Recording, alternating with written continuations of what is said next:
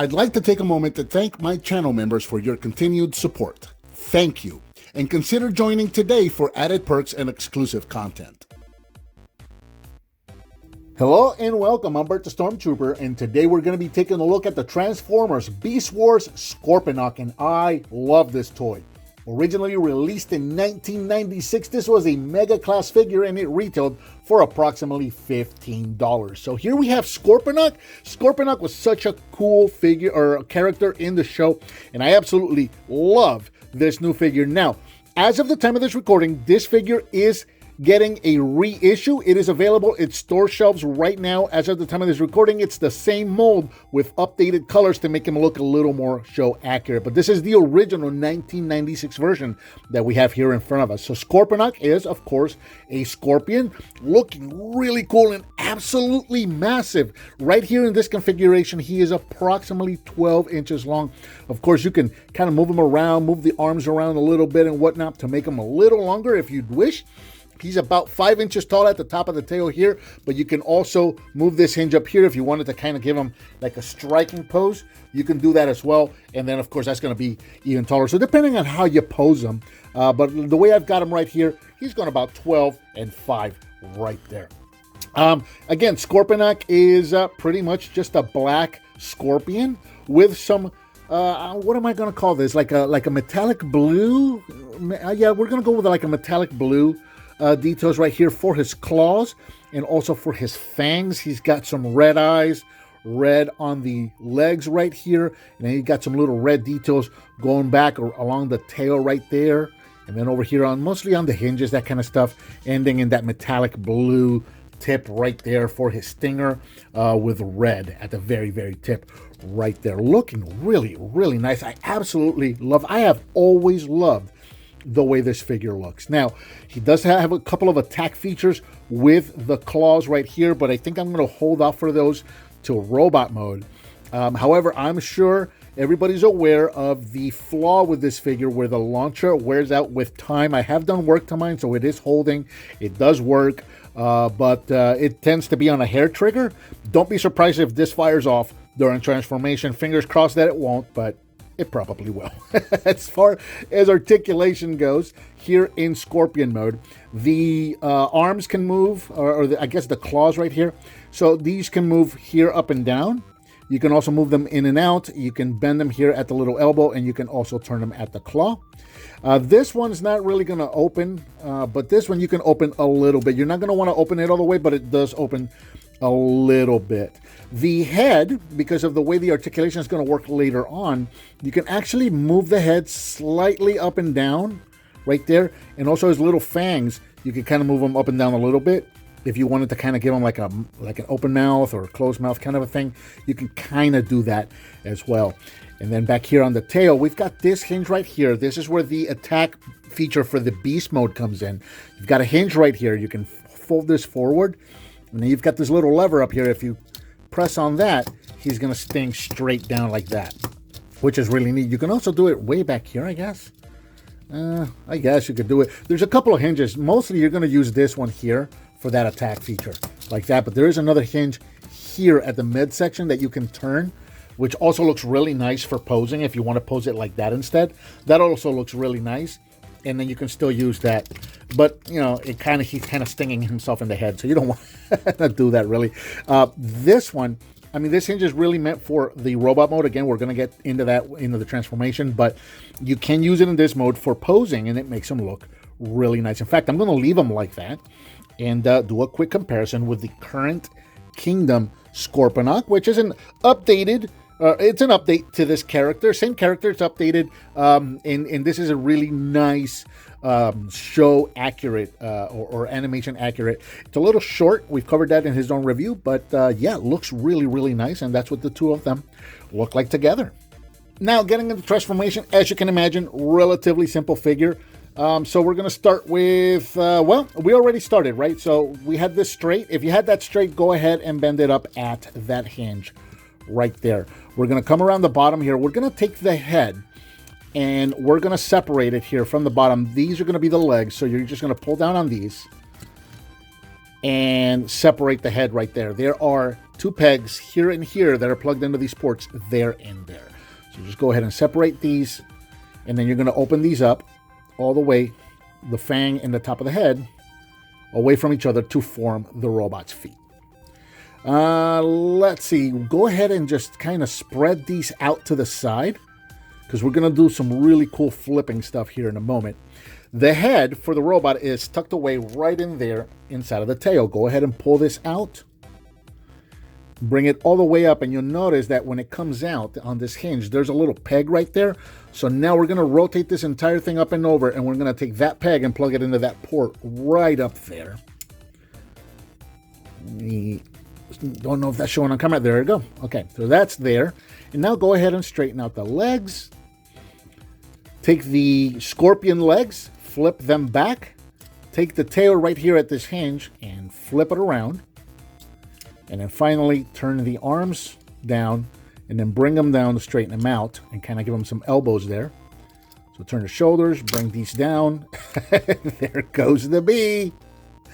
Oh man, we almost made it.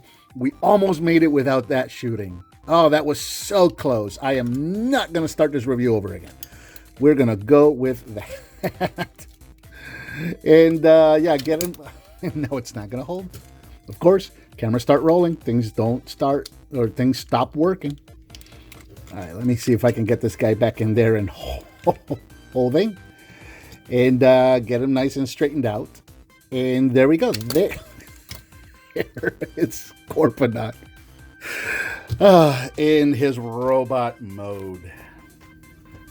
Here in robot mode, Scorponok is approximately 6 inches tall, 8 if you want to go to the top of the stinger that's sticking out of his back right there. And yeah, Scorponok's looking pretty cool. Not exactly show accurate. This was common back then. There was going to be some paint differences, but really the most glaring you're probably going to notice is the head. The head does not look like his head did in the show, and that's because with these early Beast Wars figures, we had the battle mask feature, and that's what we're looking at right now. It's his battle mask. It's in black with some red details and some yellow eyes. Actually looking kind of cool.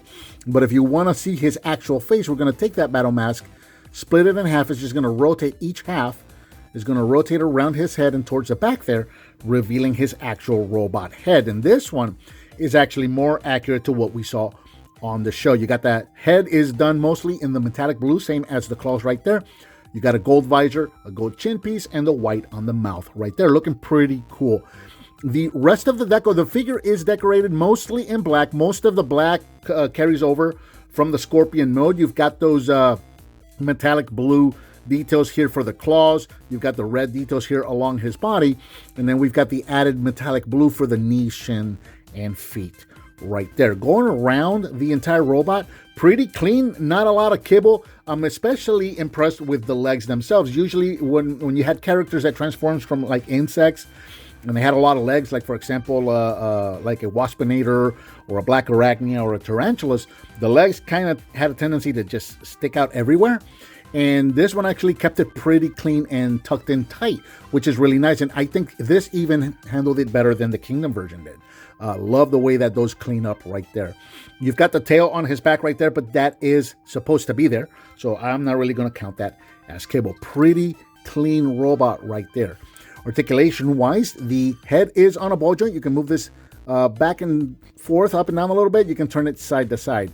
The shoulders are going to go forward and backwards all the way around. You got a hinge right here that's going to allow you to bring them out. You got a bend at the elbow. And you got a rotation. Is this the wrist? I guess if the entire claw is the hand, then I guess we can say that's the wrist. And you do have a rotation right there. The hips are on a ball joint, so forward, backward, in and out. A lot of range of movement there. And then you've got a 90-degree bend at the knee.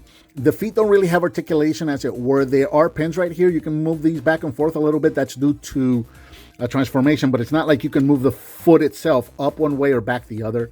So I don't know that I want to count that. But there you go. Now, attack features. We've got attack features right before this thing flies off again. Do we want to do... Let's do this one first, because it's probably going to fly off. All right.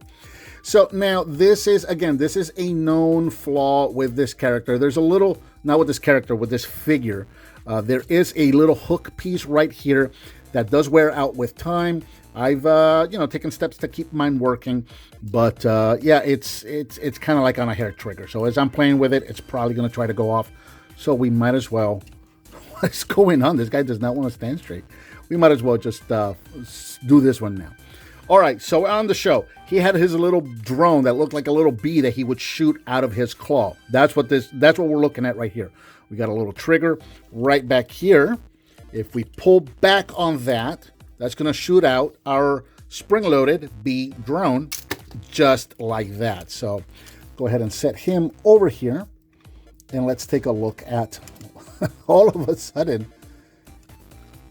he doesn't want to stand. This is the worst review ever. Okay, let's take a look at the little bee drone right there. So there you go. It's just a little drone meant to look like a little bee. He's got. I like that they actually decorated him properly. He's got the yellow stripes there on the back. It's mostly that same metallic blue that we saw with the claw, but you got some black eyes, you got a black body, and then you got the yellow stripes back there, and you even have the little legs down here, which is actually really cool. So a lot of spring-loaded parts right here to make this back into the claw. You're going to take the head and the legs, and you're going to flip these up, and then while you're holding these up, you're going to close the claws around it. There are little tab and port right there, a little peg right there, so you can peg that together, and then you're going to take the little stinger, I guess, and you will fold this down, and there's a little spring hole right in there, and there's a catch right there. So that's supposed to go right over this peg, and then this little hook right here is supposed to grab that catch. And as you can see, the plastic on that hook just wears out over time, and then the more you play with it, the less well it holds it. So, but there you go, it's holding for now, so we'll go with it and see what happens.